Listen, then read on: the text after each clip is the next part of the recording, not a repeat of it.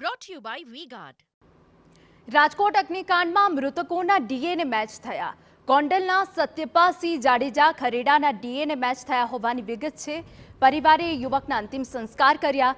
અંતિમ સંસ્કારમાં મોટી સંખ્યામાં લોકો જોડાયા હતા. નાના પુત્રના અવસાનથી પરિવારમાં આક્રંદ.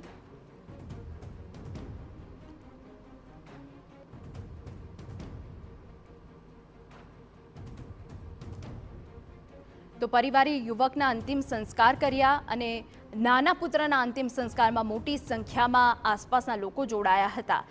ગોંડલના સત્યપાલસિંહ જાડેજા ખરેડાના ડીએનએ મેચ થયા છે કે જેઓ સતત એ તંત્રને વહીવટી તંત્રને પૂછતા હતા કે તેમના માત્ર પુત્રનું તેમને જાણકારી આપવામાં આવે. અને હવે જ્યારે ડીએનએ મેચ થયા છે ત્યારે પરિવારની આંખના આંસુ નથી લૂસાઈ રહ્યા. પરિવારે યુવકના અંતિમ સંસ્કાર કર્યા. એ દ્રશ્યો અમે તમને બતાવી રહ્યા છે કે જ્યાં આ જીવનનું સૌથી મોટું દુઃખ છે, આ વિદાય જે કોઈના જીવનમાં ન આવે એવી આ વિદાય છે.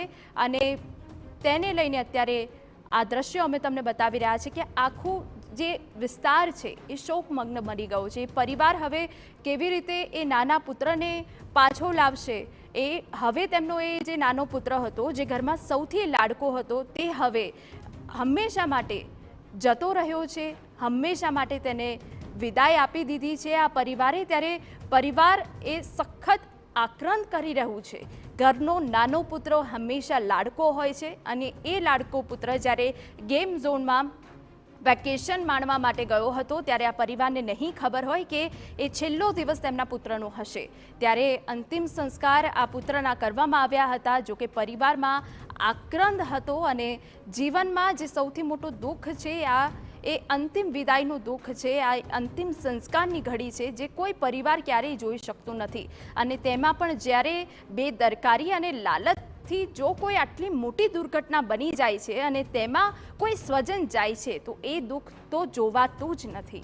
ત્યારે આ નાના પુત્રના અવસાનથી પરિવારમાં ખૂબ જ આક્રંદ જોવા મળ્યો હતો. જો કે આખું જે રાજકોટ છે, રંગીલું રાજકોટ છે, એ શોકમગ્ન બની રહ્યું છે.